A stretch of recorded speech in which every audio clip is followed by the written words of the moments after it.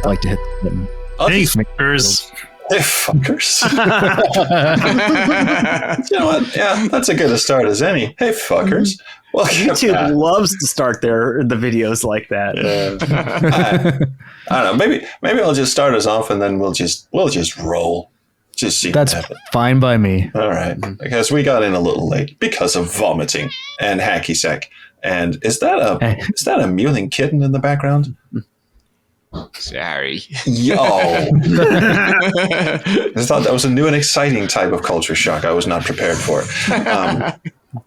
All right, so anyway, hi, everyone. I'm the Space Quest historian. This is the adventure game Hotspot network creators chronic.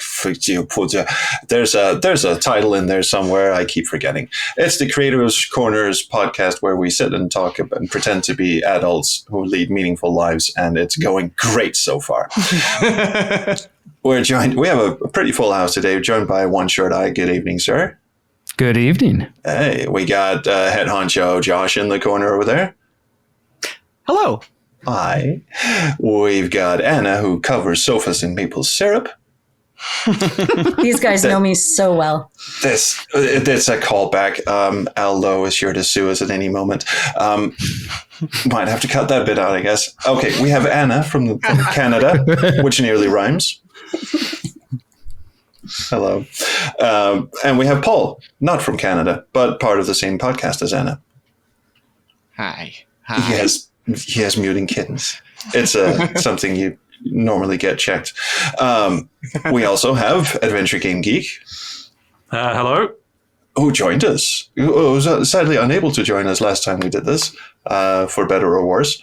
It was for some technical error, and I'd just like to clarify because Trolls said in the last podcast that it was because I didn't know how to. It was because I didn't know how to use a computer, which is actually true. And like since then, I've actually been learning. Since DOS, he's been struggling. So thank you, Trolls, for reminding me to learn how to use the computer. Oh, it's an absolute pleasure, sir.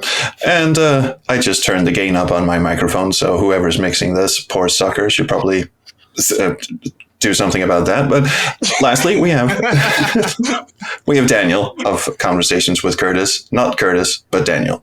Hello, Daniel. Hi. How's it going? Going great. Doing great. Okay, so the topic before I blundered fashionably late into this conversation, the topic we were supposed to cover today was discussing mewling kittens, and also all the fun negative aspects that come with being a content creator who sometimes runs into creative walls, burnouts, struggling to come up with ideas or struggling to get really complicated ideas off the ground. And what do we do when we find ourselves overwhelmed or sometimes underwhelmed, sometimes failing to live up to our own expectations or others' expectations? Just basically have a big old group sesh. But I seem to have wandered into a room full of quite happy people. So I don't know if you guys have a better suggestion. No, let's do that. Let's bring us all down. Nope. Sunday, make us miserable, please. Remind us of why we all suck. Do it. No. I don't have ideas for our own show, let alone this one. So let's roll. Well, I can sort of start on a downer note, which is that for most of this year, I've been battling with some stress and anxiety issues of my own, which has also led to quite the frightful dip in output on my own creative channels. Some of it has to do with overambition. Some of it has to do with factors that are beyond, the realm of this conversation. But it's all been a bit of a mess, really. And even if you don't have any of that mess going, anyone who's ever had a creative endeavor has certainly run into situations where they either feel like they're hitting a wall and can't really get anywhere, or they feel some sort of creative burnout, or they've bit off more than they can chew. So let's just cover all of those. I think we could go around the room just to start off with and say just how badly any of us suffer from this, I suppose, because some people just seem to be able to churn out stuff on the regular, like with no breaks, or just pile ahead, and some people really have to struggle to either come up with something or to release something that they feel is worthwhile. So let's do like a scale, like you get those scales in the hospital where they hold it up to your face and go, okay, where on this chart of screaming faces do you belong? Yeah. So on the chart from 0 passed out sleeping to 10 screaming bloody murder, Anna, where do you feel like you are on the anxiety level of content creation? Gosh, I'm like ridiculously optimistic about it right up until the moment we start recording. It's, anxiety about it, and like, yeah, gosh, that's a multifaceted question. Okay, remind me again. 1 is not at all anxious, and 10 is super duper anxious. Yeah. I probably hover around 4 or 5 most of the time. Yeah, because I wanted to start with you because you're the one of all of us who seems the most non-phased, but also human. And you have kids. Yeah, well, there's a bunch of kids, and I just finally got a bedroom, and this is supposed to be my new zone for like streaming. So this is my first time I'll potentially have a zone for streaming. Right now I'm on coffee tables, but I like the decor. I like you have a globe in the background and your games and such, and wood paneling. It looks like the music video for Africa. The Toto music video. Toto. Yeah. Is it Toto? It is Toto, isn't it? It's Toto. Yeah, it is Toto. Right. For sure. Cool. And also Weezer, apparently. Oh yeah. Oh, okay. So anyway, that's cool. So I wanted to and like I said, you were actually. I've actually this whole year's been a lot because I've lost my business and changed a lot of things about what I'm doing, and I've been trying to entirely reinvent who I am this year.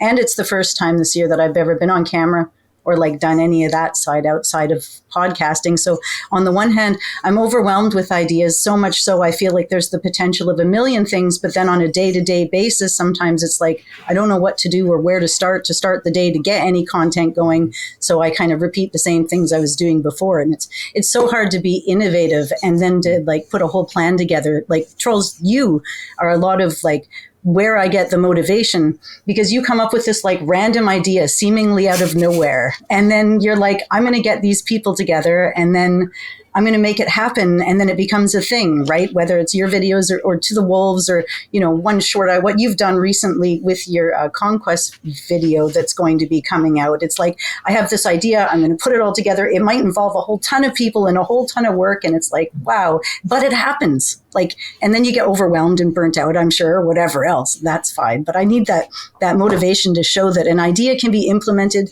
it can happen, and it can be done with, regardless of how much attention it gets in the end. Well, that's thank you, first of all. And second, you would not believe how many of my stupid ideas never go anywhere. Because it all has to do with time management, and I think you're right. I am the sort of person who gets like a million ideas and then starts getting stressed out and worried that there's not enough hours in the day to get any of this shit done. And as soon as I start roping in other people, I start feeling like I'm letting everyone down by not actually seeing it all the way through. And there's a whole thing there. But I want to hear from the. So I said you're the most like well organized and probably the most, I suppose, optimistic or most put together of the group, at least the humans in their group. I want to have a chat with the android in the group, Daniel, who. No, I'm just kidding. Hello. It's just because you put so much effort and so much time into what you do. You get like 6-hour marathon interviews, and you sit up editing all night, and you get like 2 hours of sleep. I don't know how you do it, so I'm guessing you have a USB charger in your butt somewhere. We all do. Right. Well, obviously, yes. I'm one of you. Oh, yeah, sure. No, seriously, I want to know with your intense schedule and with all the things you've got going on, plus the live streaming, plus everything. Surely you must get overworked or stressed or something to that effect sometimes. But I've never heard you say anything to that effect. So do you?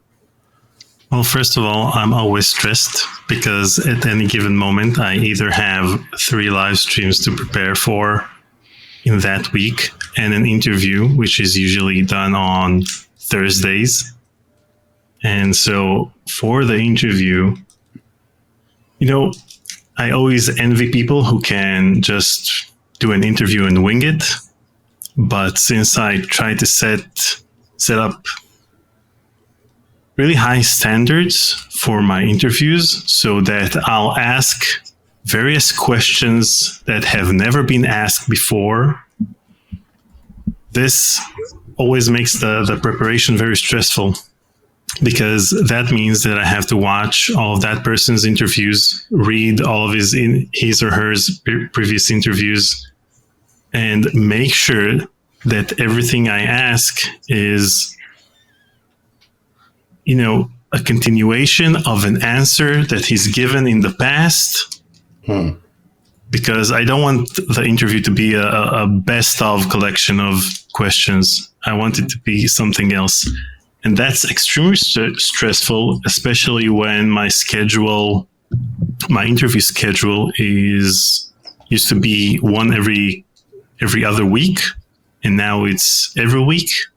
So I have 3 live streams and 1 interview. And then I have to edit that interview. And usually the editing process is even longer than the preparation. And the preparation itself is long. So I wanted to time one of my previous interviews to see how much I work on it in total. So my Steve Purcell interview was, I think, in total 100 hours. So I had to listen to all of the previous interviews, then write the questions, then actually interview him for 5 hours, then edit it for another 40. Wow. And That so reminds me of woodworking. yeah. Jeez. But you don't sound like you're like stressed or anxious, and you definitely don't sound like you ever like drop the ball and just go, fuck it, I cannot do this anymore. You sound like you have a pretty strong motivational skill somewhere buried deep inside that steel body of yours. So you mentioned earlier the fact that you have to be the source of your ideas is something that you're passionate about. And if you're passionate about something, then you don't really care about the amount of views it gets. Some of my interviews, I have an interview that had audio issues all around. And for months, I've been trying to get any type of AI service to clean up the audio. And eventually I was able to release that interview, but it took twice as much as a regular interview, and it got half the views.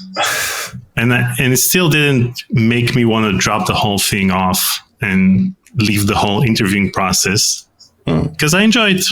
And that's why I tend to talk to people who aren't as well known as, I usually speak to the underdogs from LucasArts, even though I have my, sometimes I interview Ron Gilbert or people who are more famous. But when it comes to the people I interview, they're usually people who aren't that well known.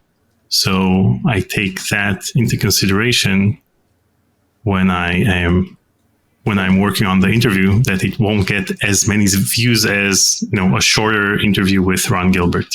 Right. Just because if I'm passionate about that interview, then it will be easier for me to spend 50 hours editing it, as opposed to working on something just because I think it will get views. Right. So on the pain scale, you seem to just be able to power through, even though you have a ton of work ahead of you and behind you and currently doing. The pain scale, I would imagine, is quite low. No, the pain scale is quite high, but the fact that I'm enjoying it. Daniel has like a Hulk-like approach. He's like, I'm always mad. I'm always stressed. Exactly. I'm always mad. That's amazing, dude. You come off as one of the most collected people. Well, I'm the exact opposite. Inside you're burning. Okay. Well, you're a fire inside. Oh. Well, I really want to hear from Paul, who seems to be all fire on the outside. Paul, CGG podcast and game developer, and so many things going on at the same time. Kind of. I don't want to say this because comparisons are invariably poor when I'm on the other end of that comparison, but we kind of seem to be on the same page as far as we want to do a million fucking things all at the same time. There's not enough room, there's not enough time, and we certainly don't have certainly don't have the motivation to actually put down a sensible plan for it. So where are you on that pain scale on a day-to-day basis, and am I right in any way about that assumption about you? You're 100% right. Yeah, no, I don't know how to manipulate this into not sounding insulting, but you're like my spirit animal. So I but without the animal part, spirit human. But I think we operate mentally coming from a pretty similar angle. So most of your assumptions would be probably spot on. For the pain scale, I don't know, man. First of all, the visual of the pain scale, I love in the doctor's office with the smiley faces, because number one just looks high as shit. He's just everything's doing great. Coding's working. Yeah. I would say, as opposed to like a static number, it's very fluid. It's just like I'll be at a 1 or 2 feeling amazing about some funny lines I wrote the night before for the game. And then, oh shit, we have to record tonight. We've done 200 episodes on a classic adventure genre. There's no more ideas. What are we going to do? Yeah, how do you come up with a 201st idea for a podcast on a finite amount of games that haven't been made in 35 years? So yeah, the scale fluctuates constantly. I was thinking I will come at this maybe more from the game dev part, because that is in a sense content, and Anna's got us covered for the podcast. And I'll just say that the number one mindfuck I have is that I have nothing good left in me, like a typical creator's fear, or anybody who's trying to write jokes or do good art or whatever. It's like you feel like the last funny thing you did was the last funny thing you'll ever do. It's like, it's gone. I woke up today and I'm not funny anymore. It turns out this is life now. And it's just so easy to slip comfortably into those slippers. Like, wow, I've lost it. And what gets me out of that is, and this is again aimed at hopefully maybe helping anybody that's listening that has that little bit of pressure, or you're developing a game and you want to be consistently funny or scary or whatever your angle is. I have to reteach myself this constantly, but it's when I do something that I like and I'm not in a great mood. Like I don't feel funny, and then the next day I'm like, oh, that was really funny. So I think I'm learning through the 3 years of developing this game that my emotional state has almost nothing to do with my output. It's like there's still just like a little me inside of all of that, but beneath all the emotions and the crust of life that's, whatever. And that was awful explanation. The crust of life and whatever. It's a vivid image, but yes. Okay, good. As long as pain is something, anything at all. But yeah, it's me just having to constantly remind myself, like it's you're consistently who you are, no matter how you feel that day. And that's been one of the most helpful things I've learned in the last 3 years doing this game. So what you're saying is, even if you're not feeling it, if you still have if you set yourself a daily goal and you're going to have this and this much done during a day, even if you're not feeling it, at least give it a shot, because the next day you're probably going to wake up and go, that wasn't actually that bad, was it? Mm-hmm. Thank you. That was a coherent version of what I was trying to say. I appreciate that. Because I really, really wish I could do that. I have this terrible, complete energy loss. A ton of bricks that just collapse on me mostly every day around 1 or 2 p.m. And it's just forcing myself to do anything creative at that point. It's just murder. But yeah, but I get what you're saying. If you're alive and well, and you sit down and you try to write something, even if you're I'm just going to go pet the cat, or sit in the yard for a bit or something. If you try and get something done anyway, you might actually end up liking what you're doing. Exactly. And from a game development point of view, there's so many different things to do. And I would offer this, I guess, almost as grizzled experience of only 3 years, but alas, full-time 3 years, like every damn day for the last 3 years. One thing I do to kind of help myself, like in a thanks pass Paul sort of way, like you're really looking out for us back there. It's to be able to recognize, because what you just brought up is a great point, is being physically tired, because that is a brick wall unlike anything else, even emotionally. And so with game development, it is nice because there's always like fodder. There's always just like bullshit you have to do, like filling out, drawing the hotspot regions, like things that are kind of mindless and they don't require a ton of creative input. It's more just, I don't know, where the player walks to an object. Like, let's go and actually set those correctly, because the first time you do it, you might just kind of guess. Point is there's usually enough things to do with game development that's just kind of mindless bullshit that you don't want to do, because it's in part mindless bullshit and it's not very stimulating, but it's knowing when to employ that. It's like, okay, I got nothing today, whether that's emotionally or physically exhaustion. So I still need to keep moving forward, or else that's how depression forms. You do nothing for 1 day and then 2 days and then 3 days. So it's like, okay, let's keep this train moving. Anything at all. I feel like I've got nothing. That's fine. I don't need to be creative. I don't need to be artistic or funny or anything to sit here and just do the goddamn hotspot regions, stuff like that. Right. So, yeah. And if you carry that over to like content creation, like YouTubing and such, what you could do is like you could, I don't know, sit down and organize your hard drive so you have space for the next recording, or you could like handbrake some old videos that needed to be in a different format or whatever. Just mindless shit like that. Yeah. Adventure Game Geek, you strike me as a chipper, go-lucky sort of chap who rarely gets stressed out. Where'd you get that idea from? Well, I've met you on several occasions, sir. You're laughing while you're responding. So. I know, but what I was getting at is there might be just a slight case of that stiff upper lip going on, and who knows what boils under the surface of a proper Englishman. So, because I'm British, right. Yeah. What? How dare you? All right, you dick. No. It's okay. I'm not offended or anything. It's okay. I don't know. Like, I think appearances can be deceptive, I guess. I mean, especially like if you see someone in a video, like, if you watch my video or something, it looks totally fine. It looks like I'm, like totally comfortable and everything, but that might not always be the case.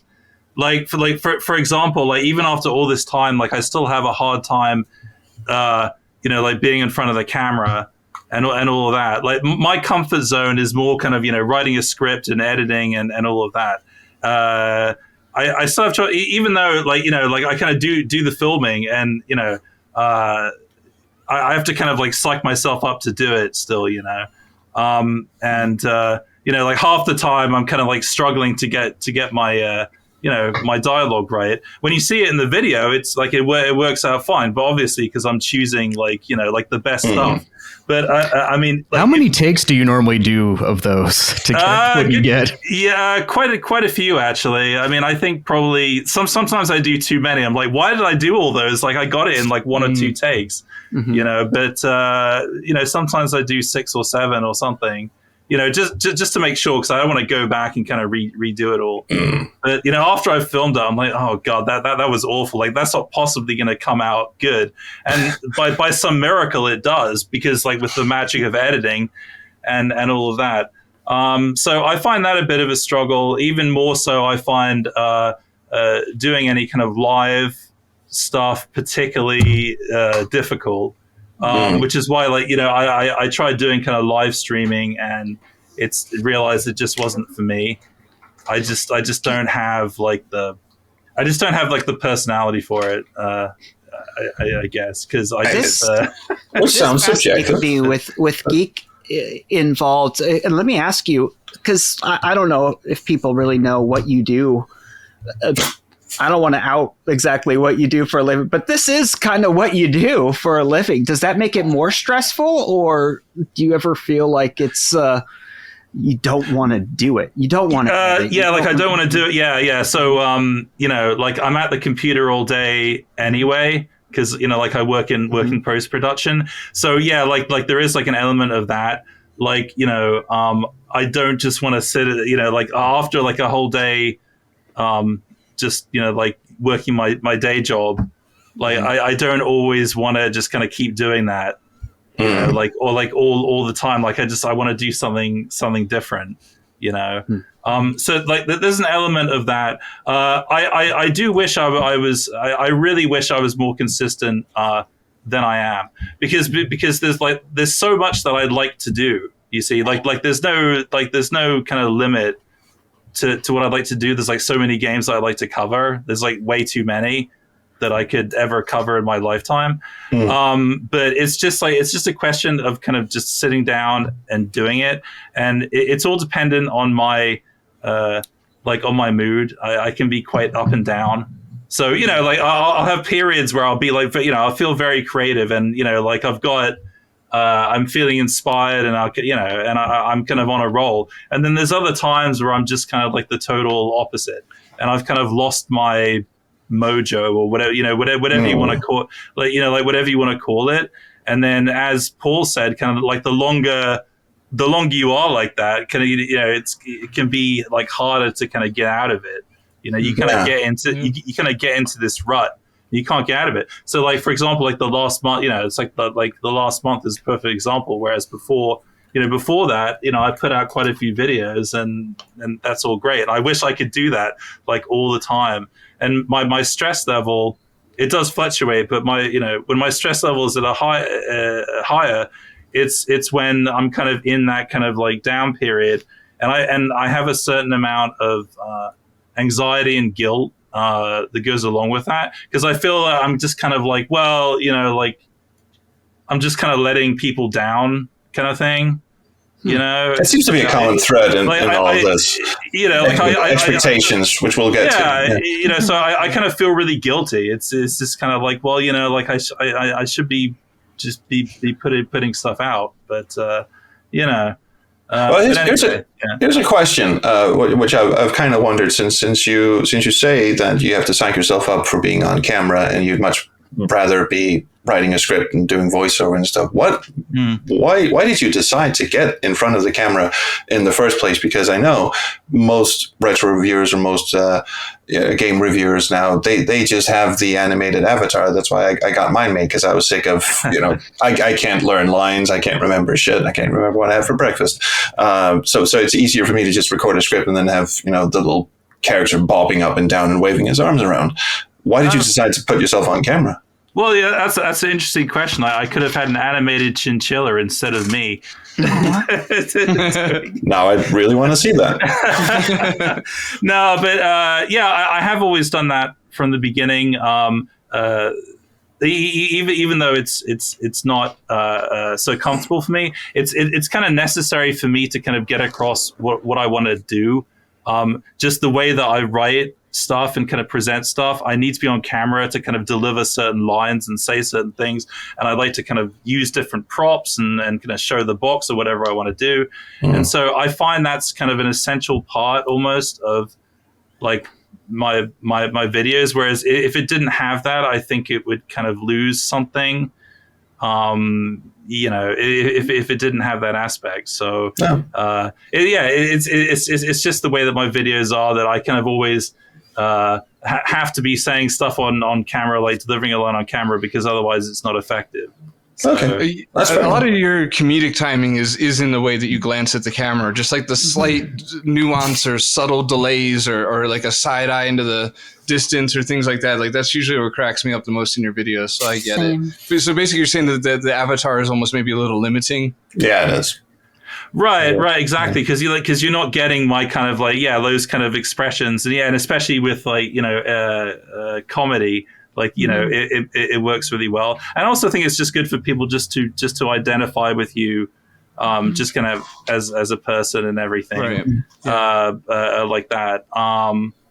You have been consistent about it, which I find rather admirable. In that you haven't diverged or tried something left field in that sense, and changed the format up. It's been Adventure Game Geek for the time I've watched it, and that's been the past 4 years, I believe.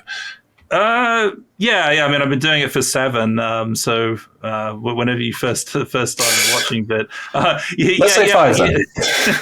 Yeah, that's true. It has kind of been kind of like a similar format, and sometimes I feel like I'm just kind of repeating myself. It's just like, oh, I'm just doing the usual like AGG thing, making my usual stupid jokes, and like sometimes I'm like writing a script. I'm like, yeah, I'm sure I've made that joke before. It's just like, I'm saying the same thing again. So it's just And like, so what's going to happen today? Let's find out, shall we, everyone? Okay. Yeah. And it's like I say that, like, it's just like, okay, well. I look forward to hearing you say that. Yeah, that's I love that. I mean, that's not a joke. That's your transition. It's kind of like catchphrase. a catchphrase or something. Yeah. So as long as it doesn't sound redundant, like, oh, okay, I'm just rehashing the same old stuff.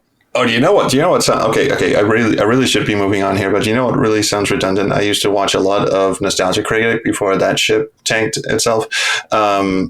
Before everything went to complete shit. And he always, when he did movie reviews, he always starts them with, so we start with with that cadence, with that exact phrase. And I was like, dude, come on, you can say that different ways. Still, come on.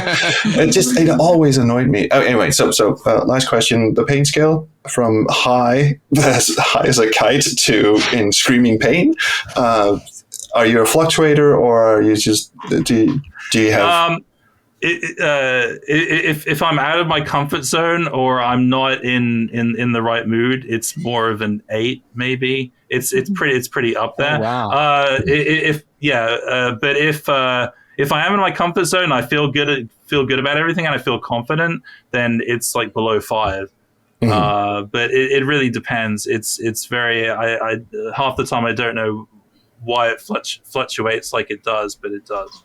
So now that I can empathize with exactly the why am I feeling so. I know exactly what I'm supposed to do. It's a piece of cake. I've done it a million times before. Why is there this brick wall in front of me? Why do I feel like I want to punch everyone in the face, kind of thing? You probably wouldn't feel that particular emotion. Your mileage may vary on that point. What's that? Punching people in the face? Yes. Not specifically that. No. If you want a different way to do your videos, there you go. Form of violence, maybe. I don't know. Dick punch, maybe. Dick punches, yes. Oh, just cave in the old joy department until you feel better. No. Interestingly, we've now had a chat with a person who insists on being on camera, even though it sometimes makes him feel uncomfortable. Let's transition nicely into a person who never appears on camera, at least very, very rarely, unless he's doing interviews. One short eye. Stress levels on a day-to-day basis when doing your content creation, and what sort of stresses you out the most, or comparatively, what do you do about it when you don't feel stressed enough? That is a great question. It sounded really bad. Can I just compliment you on your fashion sense, and can you explain to the audience on where you can buy additional shirts, please? Yes. I'm wearing official One Short Eye merch, which is this weird pixel abomination that was in, I forget what video, actually. It's in the April Fool's Day Space Quest 2 video. Oh, right. Yeah. Oh, it's beautiful. I think I'm the only person in the world who actually bought this shirt so far. Probably. Yeah. But I got a very nice video thank you message from Mr. I. Fourth Wall lets you give video messages to people who buy your crap. So that's amazing. They exist. I think it's hilarious. You can actually. So one of my treasured videos is I bought a shirt from Julia Menamata, and so I have a little thank you from Julia. Oh, thank you for a shirt. I'm like, that's cool. Anyway, but stress. It sort of depends. The transition didn't work as well there. No, and that's okay. Well, that's fine. It sort of depends. I think once everything is towards the middle to end of the process, the stress level is way down, like maybe a 3 or 4. Because by that point, like I've gotten everything on the timeline. I just need to finesse things. I just need to add a couple of things. I just need to maybe add some effects and sound effects and music and whatever. I think these days the bigger stress parts are towards the beginning in a few ways. And one is, I think during like the research phase of it and the planning things out. One of the neat things that has happened in the speedrun community in recent years is that it's gotten bigger with more people and more stuff happening. And so I'm venturing more into territory that I don't like know as well. Like I don't know the game as well. I don't know the run as well. And so, whereas when I was starting out, I was just talking about games that I personally ran. I felt very comfortable with that. Now I have to sort of start from scratch. And so sometimes I need to plan out, months in advance of like, next year I'd like to talk about, Curse of Monkey Island, but I've never played it. So, probably ought to play it. That's going to go in the comments, isn't it? Yeah. So, that I've never played it before.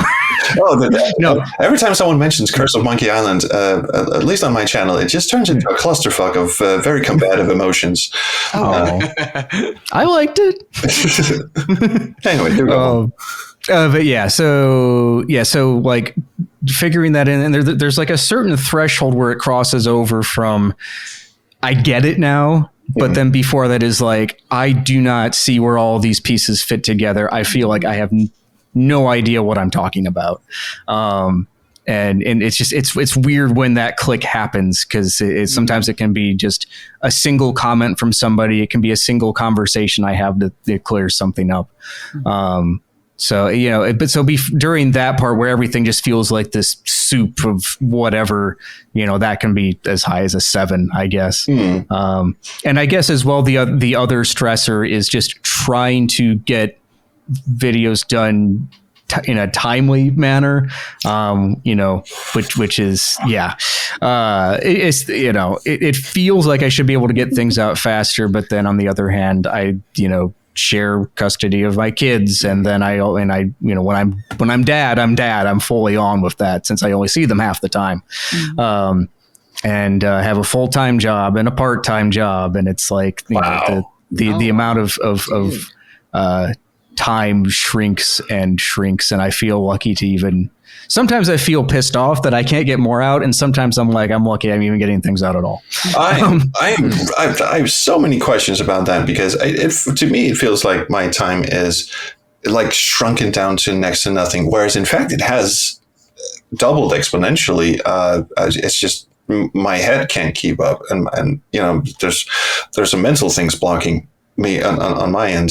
So first of all, I'm going to try and get my thoughts in order here. So first of all, with the time shrinking, do you ever feel like you get brick walled by, like, if you go into a project and you say you have to do all this research and it takes a while for the whole thing to gel? Do you find that there's a greater chance of you getting like brick walled or frustrated because it takes that much more time away from everything else you've got going on? Or do you have some sort of secret weapon that just lets you power through it, divide it into little chunks, and you say, okay, I'll get there in the end?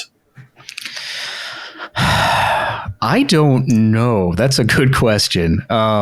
Because I guess it feels like both at some points. Like it feels like at some points of that process, it feels like I'll never break through. And then I guess I just sort of force myself to. Sometimes it's just a matter of like writing down the questions I have and going and talking to the people who actually know the answer. It's stupidly simple, but I forget to do that sometimes because I should be able to figure it out on my own. Well, so there's that, and then it's also figuring out which questions to ask. But yeah, I think that's what it comes down to. Sometimes it helps if, especially if I'm doing a speedrun history, like putting things on a timeline, can be helpful with that too. But sometimes it's just a matter of powering through and, actually writing the script and then realizing, like actually putting question marks in places where I have no idea what I'm supposed to be saying here. You strike me, good sir, as a person who knows how to compose a planning chart. like a person who actually knows how to structure their daily lives in some respectable way. Whereas as Paul and I were commiserating earlier, we have no idea what the fuck we're doing.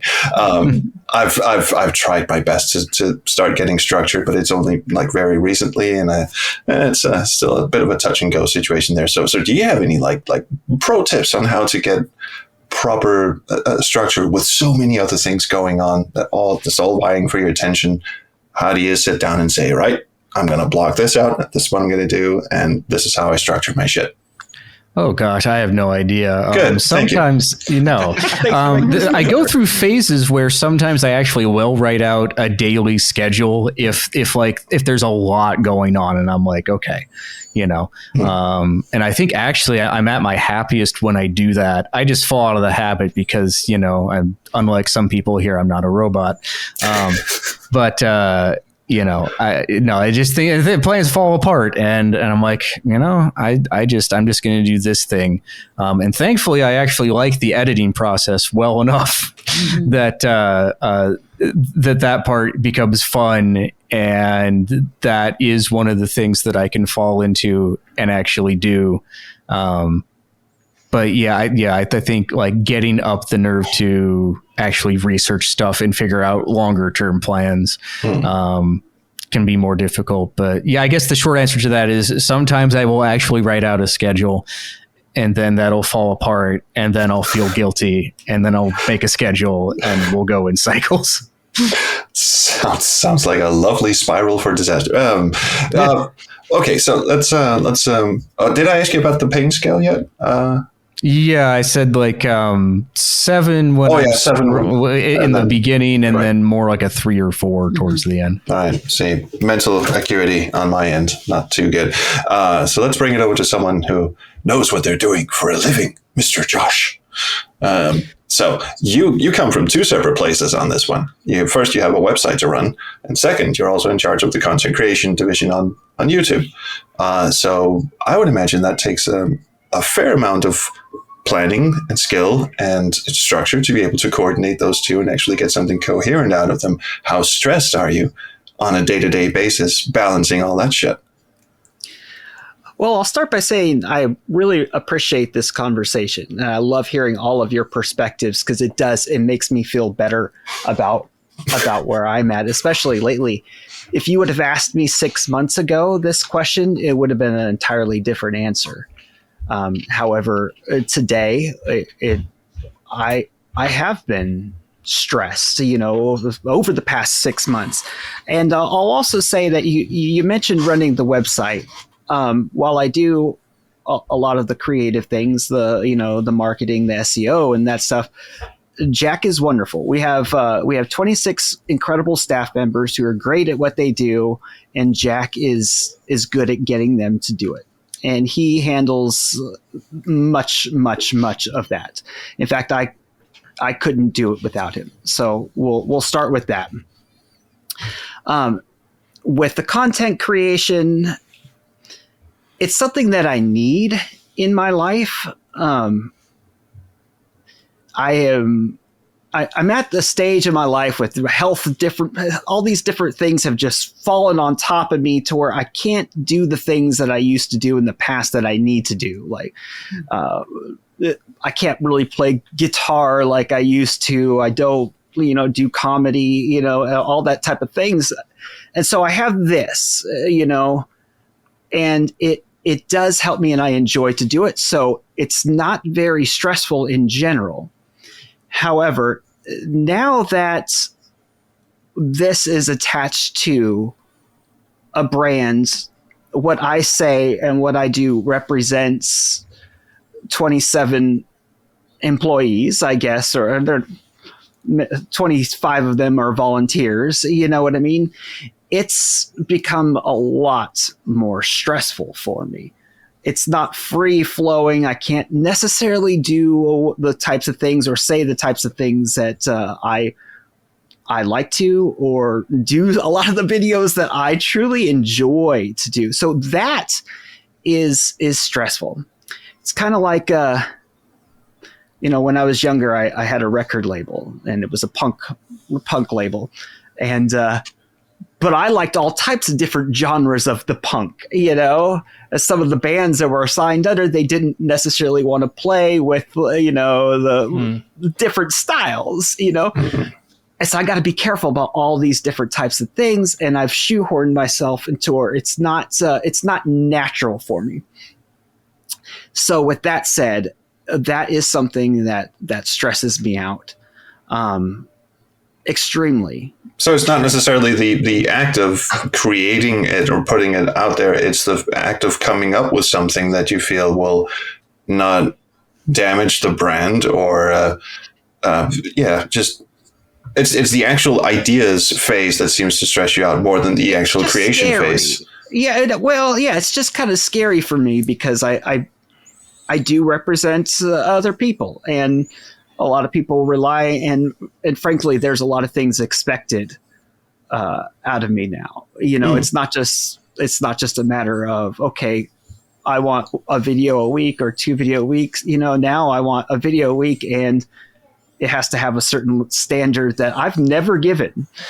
You know what I mean? I've always just, this is for fun. I'm not asking for money, that type of a thing. And I want to put it out because I love it, you know? So it's become more work, and there's an expectation. So that's the stress level. How do you manage stress? Like 9 lately. Sure. Where I don't want to do anything, but if I don't, I can't, nothing will get done, you know, and so I'm going to hold everybody back. So, yeah. So how do you manage that? How do you sail through that iceberg?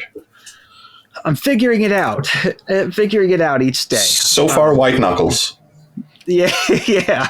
Have you tried drugs? Or different ones, right? Have you tried maple syrup? Once in a while. Yeah. Well, actually, like the content creation is my drug, and it always has been. You know, some form of art, whether it be like stand-up comedy or playing guitar. That dopamine hit is always something that, and I feel like I've lost that, and so. It's definitely, there's going to have to be some sort of adjustment in my mindset or flow, and that's something that if I'm being completely honest, figuring it out each day, and a lot of reliance on people that are outside of I'm used to just me handling everything, and I'm relying more on other people, which is scary. Well, thank you very much for your honesty and transparency on that front. Because I've hit the same wall where there's. I don't usually put out like controversial content or I usually try to avoid saying things that I know will offend anyone. And I know you don't set out to intentionally offend anyone either. But I've caught myself spiraling down some sort of rabbit hole where I go, I don't actually think I want to go here, and I don't think this is going to turn into something. And then you end up just sort of going, oh, why did I waste all that time? And yeah, so I'm kind of interested to, because this is also sounding a lot like expectations, both expectations on yourself and also expectations on your audience. Everyone's, and I'm looking at everyone. So I want to know.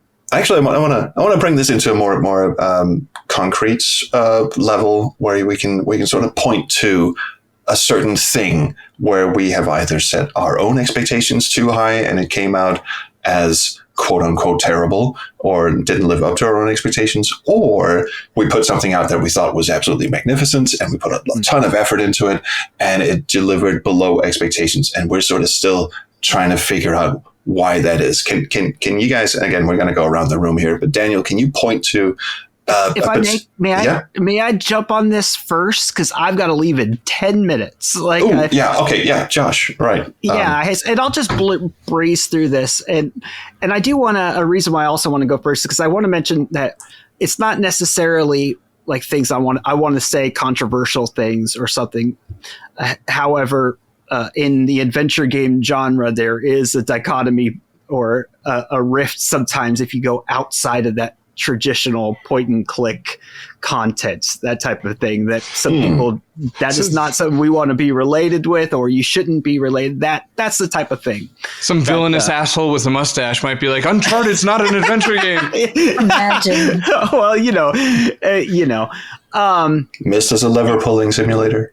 right. In regards to that question, quite often, it's so funny how the things that I don't think are worthwhile at all, like I will literally do this and have it pushed out in 3 or 4 hours, like a stupid list type of thing where there's really no art to it. Those do rather well. But the things that I'm proud of, the things that embody what I want to do and my personality, if I want to do the jokes, I love it. I'm proud of it. They don't hit. And that's kind of difficult to get around when it almost feels like it's not what you are. And so you're going to chase what everybody else wants. And that's where I feel like I feel disappointed in myself or the response. Does it ever? But no, I'm sorry. I just want to ask if it ever boils over into, because I have to be very cautious about that myself, and I've caught myself doing it a number of times. Does it ever boil over into resentment? Like, fuck you, if you don't like it, I'm just not going to do it anymore. To hell with you. And how do you stay away from that? I've never even given that a thought, to be quite honest. I don't think You're so. a better man than I. Well, no, I'm not saying that it hasn't. I'm saying I never really thought about it. I don't think so, because honestly, like I said, putting out a video is like my own medicine. It's what I like to do, and so I'm going to do it. Because it does feel good when you initially hit that button, and there are people watching it, and you watch it yourself or something. That does feel good, and I like that in my life. But in regards to resent, I imagine so. I think anybody who says otherwise is maybe hasn't analyzed it enough. Yeah. That's what I think. Yeah, I think probably. Yeah. And then real quick, just for the listeners, Josh, what would be an example of a passion project of yours versus what's going to be more friendly to the masses? Because and correct me if I'm wrong, but I'm guessing that what you're getting at is, because I feel like you're in your zone with, let's say, the Broken Sword role-playing video that you did recently, where you were like in character. And that's fun. It was so much fun to watch. So are you saying that that's more, you'd like to do more of that, but it maybe doesn't get the views that other things do? Or am I missing? Probably, yeah. Yeah, no, I would say yes. It's mostly the things that I don't really want to do is the lists. It's such a silly little thing, that is minimal effort. And it's like, man, I'm putting so little effort into this. Why does it's dumbfounding, like, to me. It's because so people have something to argue about. It generates some sort of discussion. So as soon as you start, everyone always asks me, like, your rankings of the Space Quest games, for instance. I'm like, don't make me pick my children, kind of thing. I always resist ranking favorite games in any like listy type category, because I know invariably I'm going to start going like, did I actually mean to put that before or after? And someone will definitely come along and say, what the fuck are you thinking? Kind of thing. So yeah, I totally get that the list content. I just don't want to be the list YouTuber, like the low effort thing. You know what you should do? A video on lists about why lists sucks. The worst lists I've ever done. The top 6. Number 10, counting down. Everybody does it. Thanks to I just punched my own keyboard. Thanks again. Low average. Okay, so I'm going to move on to Daniel, because again, you put so much effort into all of your videos, and like you said, it's a passion project. Mostly everything, if not everything, you do on the Conversations with Curtis channel. Is there one particular instance where you think you fell short of your own expectations? Because I would imagine I would imagine you could tell plenty of stories about when videos have come out and they've fallen short of your expectations on an audience level. But is there anything that you've produced yourself that has fallen short of your own expectations? Yeah, everything. That's fantastic. Okay, so you're not a robot after all. I try to enjoy the process as much as possible, which is why the only way to make it work is make content creation my escapism. Because if you don't enjoy that, then you're not going to do it at all. Because that's the first thing on everyone's list that they can avoid or skip in that particular day, because it's not mandatory for any of us. We have jobs, we have families, we have other stuff. And so if you don't enjoy the process, then you're never going to do it. Mm-hmm. Which is why a lot of the times when there was some particular part that I didn't enjoy, then I just removed it from my process. So, for example, my initial interviews had an intro in which I talked to the camera and I, talked about the guest. And I didn't like that part at all. I always noticed that after the interview, I try to postpone that part as much as possible. And then things don't come out in a timely manner. So I just skip that. I change the wording so that I'll be able to introduce the guest during the interview itself, and that's it. And that felt more natural. And if I enjoyed more than the other things, then the content creation would be more fun. But anyway, I'm very critical of my own work, which means that I hate the end result every time. Wow. I mean, it's tough for me to edit my own interviews because I hate everything I see so much during the process, but I know that I need to edit it. And by the time I'm done with it, I'm never going to watch it. Every time I join a premiere of one of my interviews, on YouTube, you can pop out the chat so that you'll have the chat separately. I don't watch the interview. But since I've worked on the interview so much, I know what people are talking about in case they reference something in the interview. So I don't watch the interview. And, for any normal person, you guys all talked about the fact that you try to avoid live streams because they can be stressful for a normal person to talk on a live stream and to engage, whether with a guest or with the audience. It's stressful, but for me, it's easier to do a live stream than to work on edited content, because on a live stream, I never have to watch it again. It's there. There's nothing I can do about it. Yeah. It's an With interesting edited content, I'm going to work on it endlessly. I've tried several times in addition to my interviews, I wanted to do a documentary about Phantasmagoria, the definitive documentary with all of the Easter eggs and everything.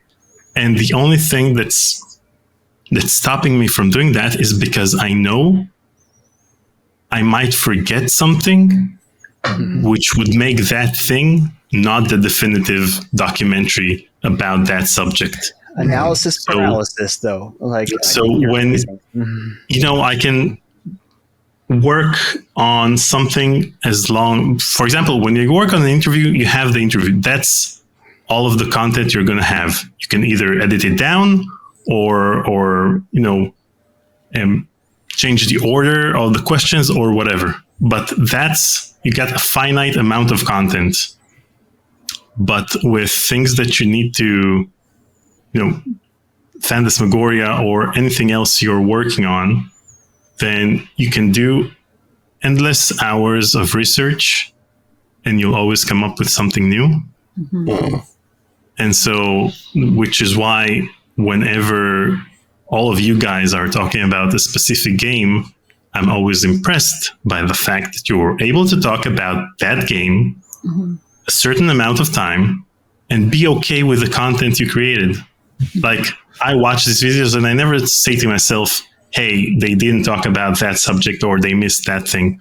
I always think about it as a great summary that's, usually with either 20 minutes or 30 minutes or 40 minutes. And I always say, okay, that's the perfect runtime for that piece of content, regardless of the fact that it may have skipped a few subjects. But for me, it will never work. I will start working on the documentary, and then I'll say, okay, I want to talk about that as well. And it will end up being a 4-hour documentary. And even after 4 hours, I'm going to feel like I missed something. Sorry. And the same thing goes with my interviews. I have 4-hour interviews. And after I work on the interview, I always think of a question that I could have asked and I didn't. And it bothers me like so much. And so now I've started a new series on our channel called Text Play, in which I get the people I interviewed for a Let's Play session with the people I interviewed, a Let's Play session of one of their games. And so this makes me feel better about the interviews, because even if I miss a question in the interviews themselves, I always have a second chance to ask them that question in that series. That's sneaky. I like it. You have an interesting dichotomy going on. Sorry for accidentally interrupting you twice. It's just because you seem to thoroughly detest hearing yourself, like when you're doing the editing. Like you say, you never want to. It's like when Radiohead finished recording OK Computer, which is like their masterpiece or something. They just tossed it on somebody's desk and went, "Here's the album. We never want to listen to it again," and they just walked away. And you strike me as the same person. So how? But you say you enjoy the process at the same time. So is having to edit it and having to look at a timeline full of perceived faults. Is that how do you somehow find enjoyment in doing that? Is it that feeling like, okay, so next time I'm going to do even better? Or is it just a sort of, I'm just going to power through this because I already did it and I promised everyone it would be out, so I got to do it? So that's the beauty of it. I try to make the things I work on as public as possible. Then I have no other chance but to complete them.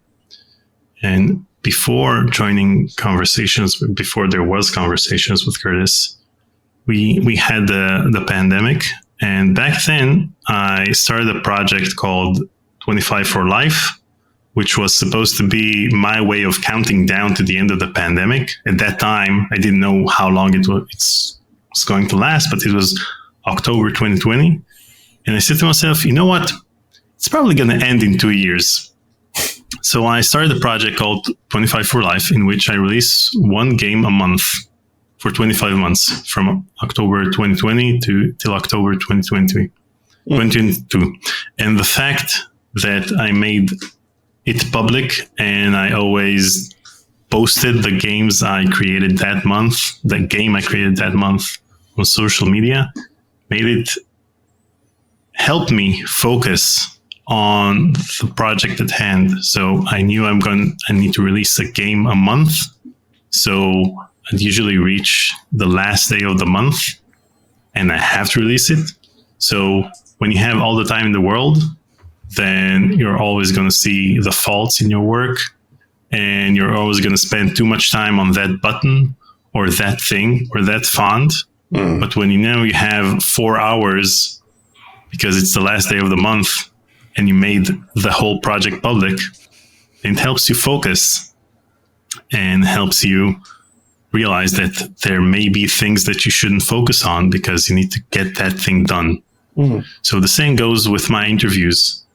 I interview people every week, and when I have a backlog like I have now of 60 interviews that I haven't edited, then there's a problem and I have to start editing them.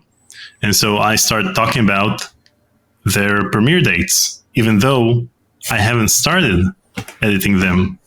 So once you make a promise on social media, then I always try to keep my promise. And that must invariably stretch you out at some point, but it keeps you, that's what keeps you motivated. Yeah, so it doesn't, I stress out about the other things. I mean, working under a tight deadline doesn't stress me out as much as, having to deal with endless amounts of time and endless possibilities. That's very poetic, and that's one of those admirable traits that I wish I could, because I can work really fast, and that's sometimes my downfall as well, because I'll get into like, say, editing something or writing a script or something. I've written entire SQH scripts while pushing a stroller, just pushing my kid in a stroller, trying to get him to fall asleep for a nap. It usually takes an hour, and I'll just be pushing the stroller with one hand and typing on my phone with the other hand, and that's bang, there goes a script. So in that sense, I can work really fast, but once I get, like you said, when you get down to the thing that usually starts to block you, and in your case, it was the introductory thing. And I think in my case, it is also the, I have to record the voiceover, but I also have to animate the stupid puppet and, green screen that whole thing. I wish I could just, slap some game footage on as the first thing and just talk over it, kind of thing. Maybe I should try doing that. So Paul mentioned it earlier because he's working on his game, and in game development, the fun part is working on the logic of the game, the gameplay itself, the script or whatever, and the things that are excruciating are working on the menu. Like you can work on the menu for years and not be pleased with the end result. Or trying to get your game on Steam, or all of the things that will probably take 80% of the time, even though they're 20% of the tasks. Yeah, so it's all the things you don't think about when you're like, I'm going to make a game. It's like, you have to make your own GUI from scratch. That's going to be fun. That's interesting, because I actually quite like the GUI process, but that's a whole nother kettle of fish. I'm one of those idiots who loves dicking around in Photoshop and doing UX design.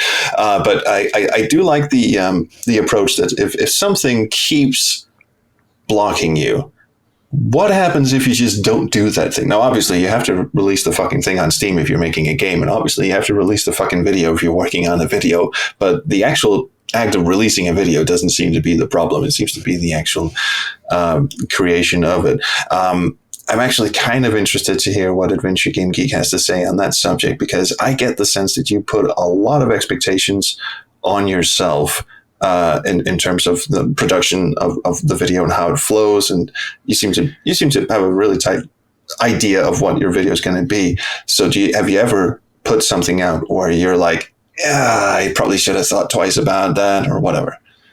Not necessarily, because I usually, I spend a lot of time making sure I'm happy with the video, like before I've uploaded it, right? So what a luxury! So I don't upload a video unless I'm totally happy with it, which basically involves me just kind of going over and over it, and I kind of get to the point where I'm like, okay, I'm like, I'm happy enough with it. Of course, like, it can be like an endless process, as Daniel says, and you can like constantly be changing stuff. But I kind of get to the point where I'm like, okay, yeah, I think this is good enough. I'm happy with it, and then I release it. I tend not to go back and watch my own videos. But because like sometimes when I do, I kind of like second guess myself, and then I'll be like, oh, like I wish I hadn't done that, or something like that. And some things are kind of a product of the time. Like something that I did like 5 years ago is, or said 5 years ago is not necessarily something that I would do now, or something. But I don't look back and kind of cringe necessarily. I'm just like, well, okay, that's what I did 5 years ago, and maybe I would do it a little differently now. But yeah. So nothing like expectations wise that you put out where you either set your own expectations too high or possibly too low. Not really. No, I just, it's not so much expectation. It's just, I just want to get to the point where, I'm kind of happy. I'm happy with what I've done. Basically, I don't necessarily have expectations on how a video is received necessarily. Sometimes I have trouble sometimes like doing a game that's like just come out, like just because it's new, and I feel like well, I have to do this now, just because, like, especially if it's like a more popular title, like for example, like Return to Monkey Island or something like that. It actually makes it harder for me because like I may not necessarily be in the mood to do that at the time, but it's like it just came out and I'm like, oh, okay, now I have to make a video on it because it just came out. Yeah.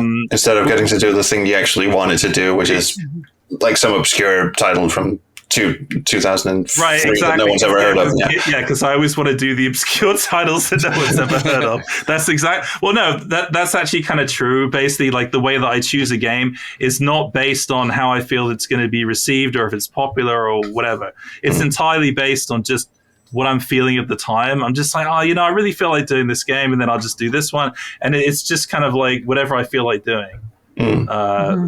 Well, that's pretty good. How do you keep, once you actually have made that choice, how do you stay focused? Because for me, I have so many things that I want to do, even just in my backlog of ideas for SQH videos, where I kind of just jump back and forth and go, and eventually at one point I will go, this used to be a really great idea, but now I had, set myself the expectation that I would have this out in so and so many weeks or whatever, and now it starts to feel like a chore because now I really want to do that other thing instead. Yeah. Sometimes that happens when like I have an idea to do kind of a longer video or something that I'm not so used to doing. Like if it's just like a regular review video, once I actually start doing it and I'm kind of actually into the process, I don't usually stop just kind of doing it just like that. Like, my trouble is actually kind of getting it going, basically, because once I start seeing it kind of come together, I actually get really excited about it. I'm just kind of like, oh yeah, this is working out. And then I kind of want to see it through to the end. It's kind of longer ones that I've kind of like, I get really annoyed with myself when I keep saying, okay, yeah, I'm going to review this game. I'm going to review this game. Like people ask me, so when are you going to review this? I'm like, yeah, I'm getting to it. And then they're like, yeah, but you said that like a year ago and you still haven't done it. I'm just like, every time you ask, it gets pushed further down the list. Yeah, I feel like I need to be careful, like what I say, because I can say like, yeah, I'm going to be reviewing this game and this game, and then people are going to remember it and be like, yeah, but you said you were going to do that. I'm like, did I? Okay. Yeah. Well, I really want to put out my video of this German game Talisman, which I did a sneak preview of like over a year ago, and it's one of those things where it's like a different video, and I have to kind of like spend more time on it because it's not an English language game; it's all in German. I have to talk about things differently. And so, like that's more of a project. I've also been struggling with what to do for like my 100th episode video, because I have episodes now I've got to 100. I'm like, well, I've got to do something special. And so I'm like, what do I do? And then I thought about, for my 50th episode, I did King's Quest 1, which is my favorite adventure game of all time, obviously. And so I thought, okay, what do I do for the 100th episode? Do I just do my least favorite game of all time? That's not a bad idea. It's like, well, I think, yeah, I mean, I could do that. Or I thought, well, what if I did one of those list videos? Because I've never really done one of those. What if I do like my top 100 adventure games? And I'm just like, well, that's like a huge thing. I don't know how long that's going to take. And people have these like expectations of that. My top 100 video is not going to be what most people's top 100 videos are going to be. And like people, I'm going to get, I'd get so many comments, talking about how I didn't put these LucasArts games higher on the list. It's like stuff like that. It's like, why are you putting like these obscure games I've never heard of? Why aren't you just putting like the well-known ones? You're gonna get the Curse of Monkey Island fans on your back. I swear to God. Exactly. Yeah. Mm-hmm. That is indeed the Curse of Monkey Island. It's all those rat bastards who won't shut up about the third one. So I don't know. I don't know if that's the greatest idea. But I mean, for the most part, my videos, just my regular review videos follow a similar formula, and I have tried to deviate from them by kind of doing other things like interviews or live streams or podcasts or like whatever it is.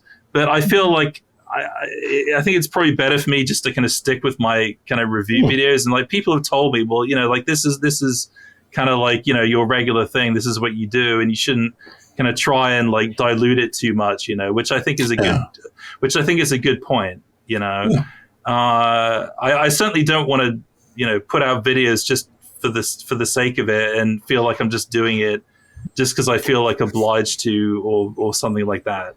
So, whenever I've tried to do that, it's always come off like really awkward. I mean, it would, but yeah, that's. It also must feel good to have that sort of comfort zone where you're doing one thing and you're doing it really, really well, and sure you can like try other things and do something. I mean, I'm the complete opposite. I've never actually fell into anything that I thought I was doing particularly well. I started out as a Let's Player, and I was enjoying that, but I wasn't terribly good at it. Then I started doing the scripted reviews for the King's Quest series, obviously not my favorite game series of all time, which everyone keeps saying is okay, you should do more of that shit. But it's like, okay, well, and then I tried dabbling in live streams, and then I, changed up the format and started putting way too much effort into planning the whole fucking puppet animation and all that shit. So it just sort of caved in on me a bit. So I try everything and nothing ever really seems to stick for me. There's a video of me eating a fucking curry on my channel. I mean, okay. One short item. Gotta ask you this, because you seem like a stoic, reserved man who, whenever he feels he's let himself down, will not show the world. So this is your chance. Let the mask drop. Tell us what expectations you feel you have fallen short of, and we shall give you a grand group hug afterwards. Gosh, I don't know. Expectations that I've fallen short of. It's funny because like I look back at the videos that I've done, and each one of them I do feel like they were the best I could do at the time based on whatever my skill level was at that point and whatever the video needed to be. There's never been one where I look back and I'm like, that was a complete mistake. Like, I think the first one that I ever did is really rough, but I mean, it was the first one I ever did. I had no idea what I was doing. It turned out okay for having no idea what I was doing. You shouldn't watch my first one. Let's just say that. It's like having compassion for your past self, though. I like that's exactly what it is. Yeah. So there is that. There are some where like, the viewership numbers are things I'm trying to get out of my head because some of it makes sense and some of it doesn't. Like I thought that the Gabriel Knight video I did recently should have done better. But it's just sort of middling, for compared to the other ones, or mid, as my teenage son would say, or actually, no, I fell off actually, according to. Oh, right. Lingo. He can be funny. Which is interesting because Z enters the chat. It's about pressing F to skip stuff ahead, so maybe that's No, he gives me suggestions sometimes. It's funny, but yeah. So there was that one. Like some I get. I don't know, the interview I did with Ron Gilbert. I mean, it's an interview. It's not my typical sort of thing that I do, and it really was just like, how do I make a video out of, like, I want to show this to people, and how can I try to package this that is at least somewhat entertaining, but it's not like my normal thing. So I didn't expect that to do like massive numbers, but you really just can't. The numbers just never make any sense. They never make any sense. And one example that I always tell people if the conversation gets there is that like my King's Quest V video for like a year had maybe 20,000 views on it. And then another video did well. And then now it's at like 200,000 views or more. The video didn't change. No, that one keeps picking up steam. The thumbnail didn't change. The title didn't change either. Like, so I think there's a certain amount of YouTube success that's I'm using air quotes for people who are not watching. That's somewhat understandable. And then some of it is just, it feels like black box magic, and I have no idea why something did better than something else. So that can be a little bit frustrating. So what I try to turn my attention back to, let's just make this video the best one it can be for where I am at the moment and what I know about it and what I can do. And just sort of roll with that. But there is sort of, I think, a pressure that I put on myself of like, I guess it's in choice of topic, right? Because at this point I've done, as an example, I've done videos on every King's Quest game except for 2 and 4.